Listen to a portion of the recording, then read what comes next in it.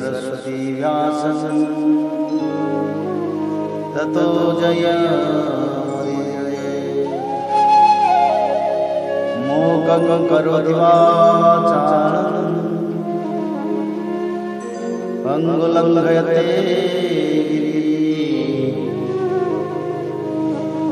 यत्कृपातमहं वन्दे परमानन्दमाधवो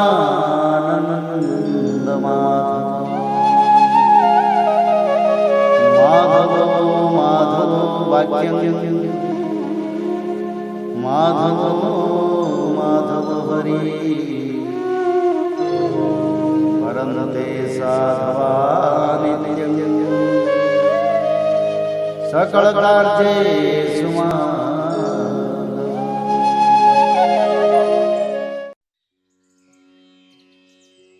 श्रीमद् भागवत महापुराण प्रथम स्कंद 13वां अध्याय।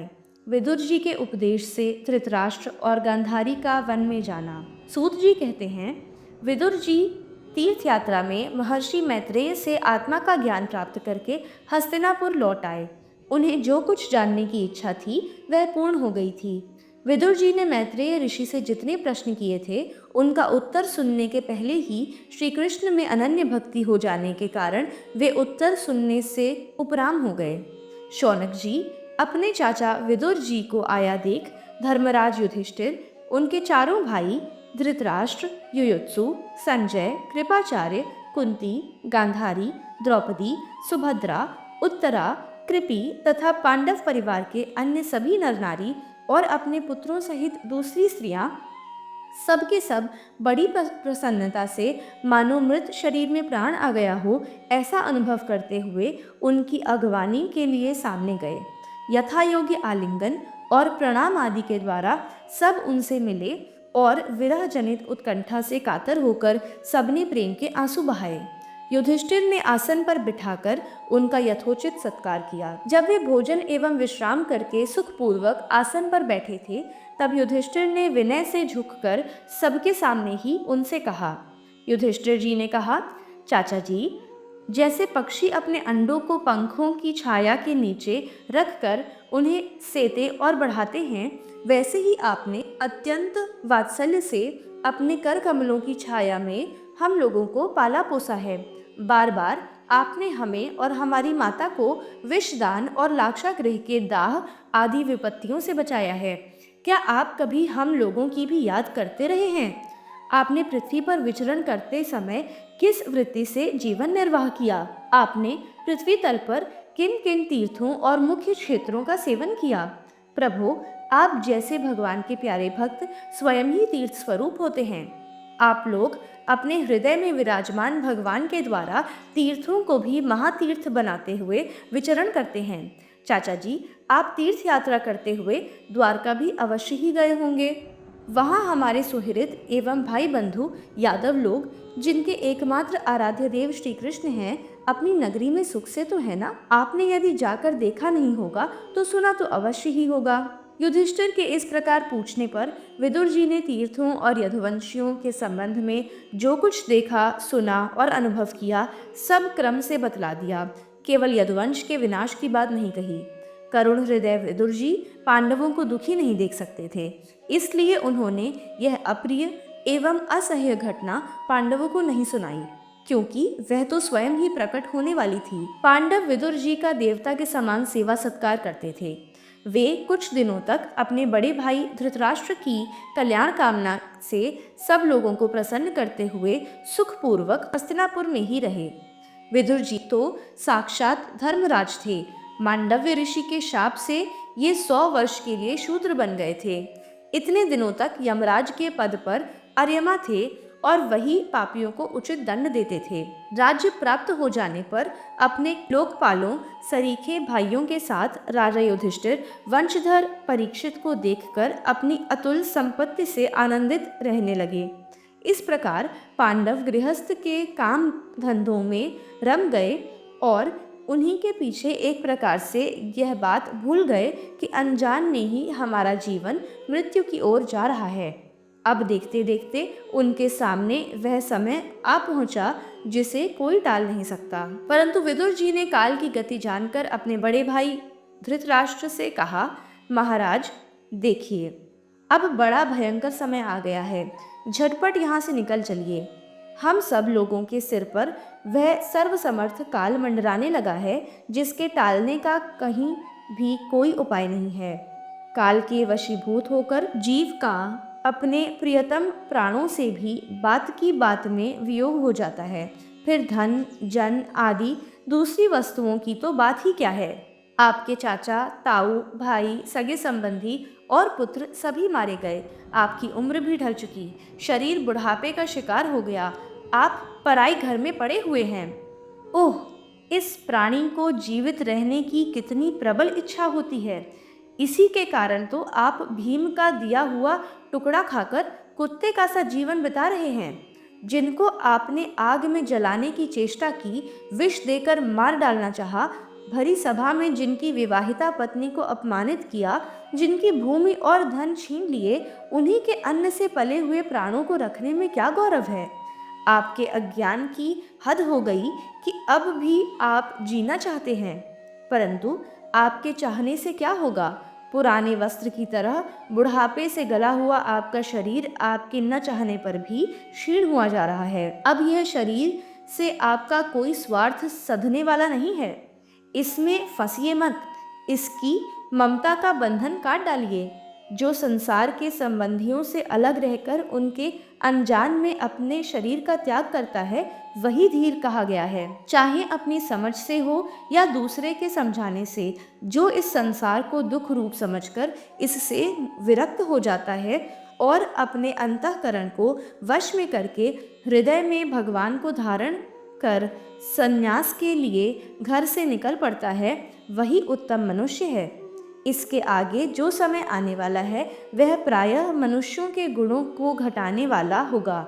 इसलिए आप अपने कुटुंबियों से छिपकर उत्तराखंड में चले जाइए। जब छोटे भाई विदुर ने अंधे राजा धृतराष्ट्र को इस प्रकार समझाया, तब उनकी प्रज्ञा के नेत्र खुल गए। वे भाई बंधुओं के सुदृढ़ स्नेह पाशों को काटकर अपने छोटे भाई विदुर के दिखलाए हुए मार्ग से निकल पड़े। जब परम पतिव्रता सुबल नंदिनी गांधारी ने देखा कि मेरे पतिदेव तो उस हिमालय की यात्रा कर रहे हैं जो सन्यासियों को वैसा ही सुख देता है जैसा वीर पुरुषों को लड़ाई के मैदान में अपने शत्रु के द्वारा किए हुए न्यायोचित प्रहार से होता है, तब वे भी उनके पीछे पीछे चल पड़ी। अजात शत्रु युधिष्ठिर ने प्रातःकाल संध्या वंदन तथा अग्निहोत्र करके ब्राह्मणों को नमस्कार किया और उन्हें तिल, गौ, भूमि और सुवर्ण का दान दिया। इसके बाद जब वे गुरुजनों की चरण वंदना के लिए राजमहल में गए, तब उन्हें धृतराष्ट्र, विदुर तथा गांधारी के दर्शन नहीं हुए। युधिष्ठिर ने उद्विग्न चित्त होकर वहीं बैठे हुए संजय से पूछा, संजय, मेरे वे विद्र और नेत्रहीन पिता धृतराष्ट्र कहाँ हैं? पुत्र शोक से पीड़ित दुखिया माता गांधारी और मेरे परम हितैषी चाचा विदुर जी कहाँ चले गए? ताऊ जी अपने पुत्रों और बंधु बांधवों के मारे जाने से दुखी थे। मैं बड़ा मंदबुद्धि हूँ, कहीं मुझसे किसी अपराध की आशंका करके वे माता गांधारी सहित गंगा जी में तो नहीं कूद पड़े। जब हमारे पिता पांडु की मृत्यु हो गई थी और हम लोग नन्हे नन्हे बच्चे थे, तब इन्हीं दोनों चाचाओं ने बड़े बड़े दुखों से हमें बचाया था। वे हम पर बड़ा ही प्रेम रखते थे। हाय, वे यहाँ से कहाँ चले गए? सूत जी कहते हैं, संजय अपने स्वामी धृतराष्ट्र को न पाकर कृपा और स्नेह की विकलता से अत्यंत पीड़ित और विरहातुर हो रहे थे। वे युधिष्ठिर को कुछ उत्तर न दे सके। फिर धीरे धीरे बुद्धि के द्वारा उन्होंने अपने चित्त को स्थिर किया, हाथों से आंखों के आंसू पोंछे और अपने स्वामी धृतराष्ट्र के चरणों का स्मरण करते हुए युधिष्ठिर से कहा। संजय बोले, कुलनंदन, मुझे आपके दोनों चाचा और गांधारी के संकल्प का कुछ भी पता नहीं है। महाबाहो, मुझे तो उन महात्माओं ने ठग लिया। संजय इस प्रकार कह ही रहे थे कि तुम्बरु के साथ देवर्षि नारद जी वहां आ पहुंचे। महाराज युधिष्ठिर ने भाइयों सहित उठकर उन्हें प्रणाम किया और उनका सम्मान करते हुए बोले। युधिष्ठिर ने कहा, भगवन, मुझे अपने दोनों चाचाओं का पता नहीं लग रहा है। न जाने वे दोनों और पुत्र शोक से व्याकुल तपस्विनी माता गांधारी यहाँ से कहाँ चले गए। भगवन, अपार समुद्र में कर्णधार के समान आप ही हमारे पारदर्शक हैं। तब भगवान के परम भक्त भगवनमय देवर्षि नारद ने कहा, धर्मराज, तुम किसी के लिए शोक मत करो, क्योंकि यह सारा जगत ईश्वर के वश में है। सारे लोक और लोकपाल विवश होकर ईश्वर की ही आज्ञा का पालन कर रहे हैं। वही एक प्राणी को दूसरे से मिलाता है और वही उन्हें अलग करता है। जैसे बैल बड़ी रस्सी में बंधे और छोटी रस्सी से नथे रहकर अपने स्वामी का भार ढोते हैं, उसी प्रकार मनुष्य भी वर्णाश्रमादि अनेक प्रकार के नामों से वेद रूप रस्सी में बंध कर ईश्वर की ही आज्ञा का अनुसरण करते हैं। जैसे संसार में खिलाड़ी की इच्छा से ही खिलौनों का संयोग और वियोग होता है, वैसे ही भगवान की इच्छा से ही मनुष्यों का मिलना बिछुड़ना होता है। तुम लोगों को जीव रूप से नित्य मानो या देह रूप से अनित्य, अथवा जड़ रूप से अनित्य और चेतन रूप से नित्य, अथवा शुद्ध ब्रह्म रूप से नित्य अनित्य कुछ भी न मानो। किसी भी अवस्था में मोहजन्य आसक्ति के अतिरिक्त वे शोक करने योग्य नहीं है। इसलिए धर्मराज, वे दीन दुखी चाचा चाची असहाय अवस्था में मेरे बिना कैसे रहेंगे। इस अज्ञानजन्य मन की विकलता को छोड़ दो। यह 5 भौतिक शरीर काल, कर्म और गुणों के वश में है।